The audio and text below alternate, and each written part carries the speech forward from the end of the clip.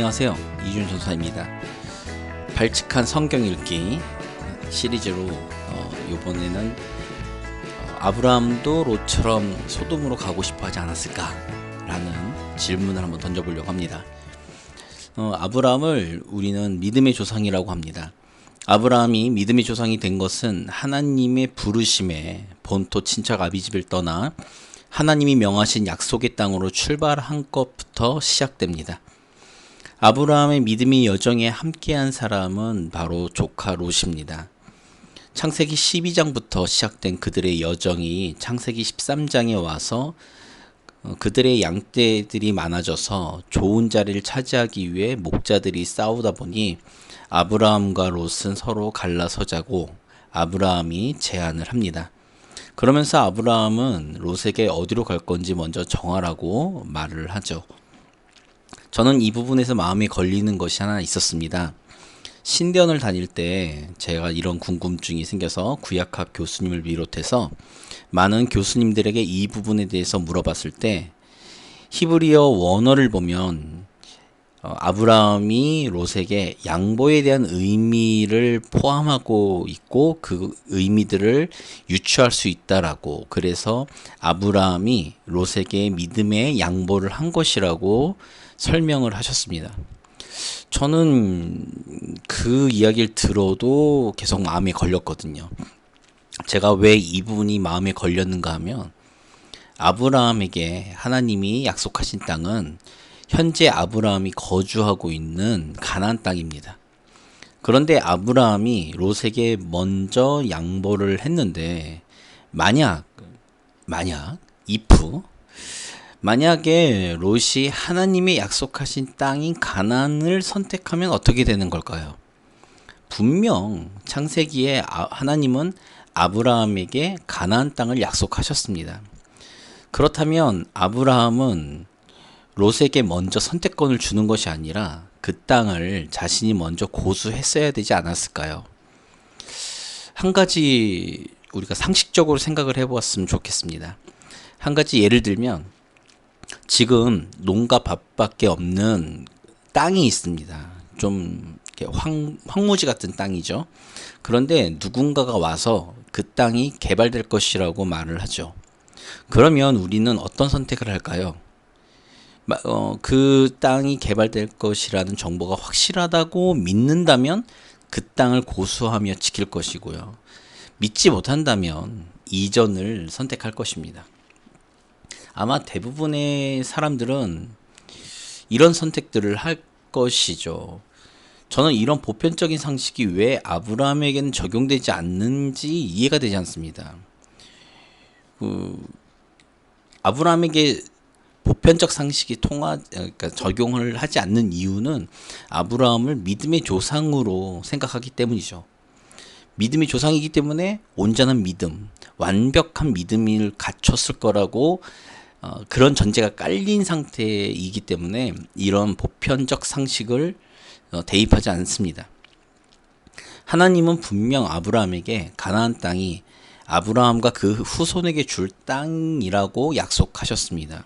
그런데 왜 아브라함은 롯에게 먼저 선택권을 줬을까요? 저는 여기서 발칙한 상상을 한번 해봅니다. 저는 아브라함이 내심 롯이 가나안 땅을 선택해도 괜찮다고 생각한 것은 아닐까, 이렇게 발칙한 상상을 해보았습니다. 제 개인적인 견해로는 아브라함도 롯처럼 소돔성이 더 좋은 땅이라고 생각하지 않았을까 유추해 봅니다. 제가 이렇게 생각하는 근거가 있습니다. 창세기에 나오는 아브라함과 하나님과의 관계에서 보여지는 메타포가 하나 있습니다. 그것은 아브라함이 하나님의 약속에 대한 믿음이 흔들릴 때 하나님이 나타나셔서 아브라함에게 말씀하시고 그 약속을 확인시켜 주시는 장면이 지속적으로 반복된다는 거죠. 아브라함과 롯이 헤어졌을 때, 그러니까 롯이 소돔성을 향해 요단 동편으로 갔을 때 창세기 13장 후반을 보면 하나님이 아브라함을 산으로 데리고 가셔서 가나안 땅을 바라보면서 이곳이 내게 줄 약속의 땅이라고 말씀하시는 장면이 나옵니다. 아브라함과 롯이 헤어졌는데 하나님은 아브라함에게 가나안 땅에 대한 말씀을 하실까요?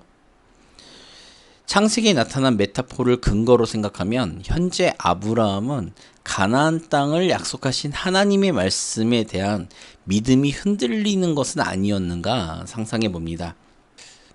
창세기 12장에서부터 시작해서 창세기 23장에 이르는 아브라함의 이야기를 요약하면 믿음의 조상으로 만들기 위한 하나님의 열심이라고 저는 개인적으로 생각합니다. 즉 아브라함의 믿음이 좋아서 믿음의 조상이 된 것이 아니라 하나님의 열심이 아브라함의 흔들리는 믿음을 붙잡아 믿음의 조상으로 만든 것이라고 생각합니다. 이렇게 생각하게 만드는 가장 중요한 근거는 창세기 15장에 나타난 하나님과 아브라함이 체결한 고대 근동 지역의 언약식을 통해 알 수 있습니다. 고대 근동 지역에서 언약식을 체결할 때 짐승을 반으로 가르고 난 다음 계약 당사자인 두 명이 그 사이를 걸어갑니다. 그 의미는 계약 불이행을 하게 되면 이 짐승처럼 반으로 갈라 죽여도 된다는 피의 계약입니다. 그런데 하나님과 아브라함의 언약에서는 짐승을 반으로 가른 그 사이를 하나님의 상징인 불꽃만이 지나가게 되는 거죠. 이 장면은 하나님 스스로 그 언약을 성취해 가시겠다라는 의미를 내포하고 있습니다. 여기에는 아브라함의 공로, 아브라함의 의의는 없습니다. 오직 하나님의 신실하심만이 존재합니다. 이런 장면은 우리를 위한 십자가 사건도 마찬가지입니다.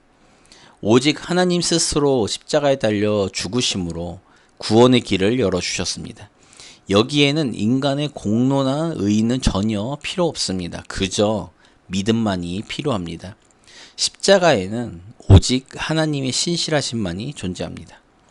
창세기 13장에 아브라함이 어떤 마음이었는가는 그리 중요하진 않습니다. 롯에게 믿음의 양보를 했어도 저의 개인적인 견해처럼 발칙한 상상처럼 아브라함의 흔들리는 믿음 때문에 소돔의 마음이 빼앗겼어도 상관없습니다. 그 이유는 아브라함이 어떤 마음이었다 해도 비록 그 믿음이 흔들렸다고 해도 거대한 산 같은 하나님의 변함없는 신실하심이 아브라함을 믿음의 조상으로 세우시고 이끌어 가셨을 것이 분명하기 때문입니다. 하나님의 신실하심은 오늘날 우리에게도 동일하게 적용됩니다. 우리가 비록 부족하고 연약하고 흔들리는 믿음을 소유했다 해도 상관이 없습니다. 오직 하나님의 신실하심이 우리를 온전하게 만들어 가실 것이기 때문입니다. 우리는 하나님의 신실하심을 붙잡고 오늘도 믿음의 발걸음을 내딛어야 합니다. 그것이 바로 우리가 하나님의 신실하심에 반응하는 믿음의 모습이며 이 믿음의 모습은 아브라함을 비롯한 믿음의 선진들이 보여준 모습이기 때문에 그렇습니다. 오늘도 믿음의 여정 가운데 승리하시기를 간절히 기도하겠습니다. 이상으로 이주영 전사였습니다. 감사합니다.